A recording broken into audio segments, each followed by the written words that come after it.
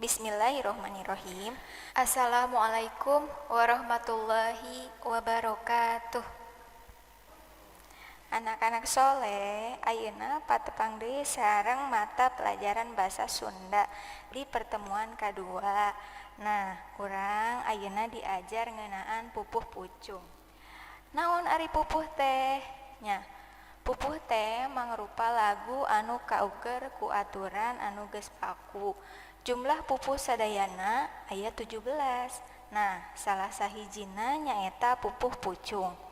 Rumpaka lagu dina pupuh teh disebut dangding atau guguritan. Upama dina bahasa Indonesia mah guguritan teh nyaeta lirik lagu ya. Lanjut. Pupuh pucung kaasup kana sekar alit.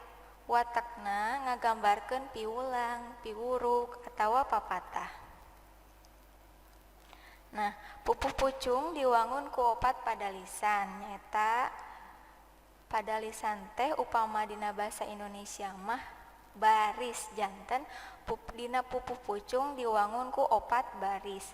Guru lagu sareng guru wilanganana nu kahiji padalisan kahiji 12 U, padalisan kadua genep A, padalisan katilu 8 E, padalisan kaopat 12 A.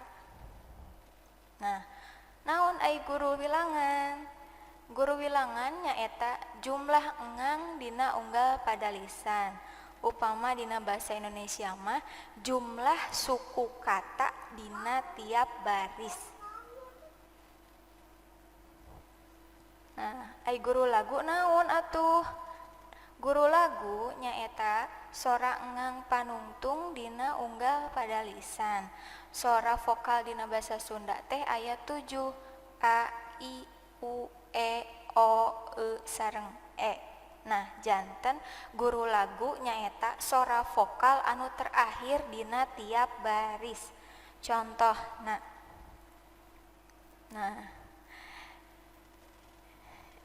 ieu aya guguritan ngeunaan pupuh pucung anu judulna sauyunan. Baris kahiji atanapi padalisan kahiji. Rea, batur, tangtu, bakal, loba, dulur. Aya sabaraha? Ya, aya 12.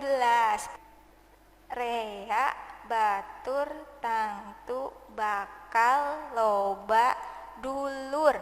12 guru wilanganana, terus guru laguna janten guru lagu sareng guru wilanganana baris kahiji nyaeta 12 U. Nu kadua hirup sauyunan. Itu genep A. Padalisan katilu babarengan saban poe. Ya, itu teh 8 E. Nu kaopat terakhir sapapait sama manis sauyunan. 12 A.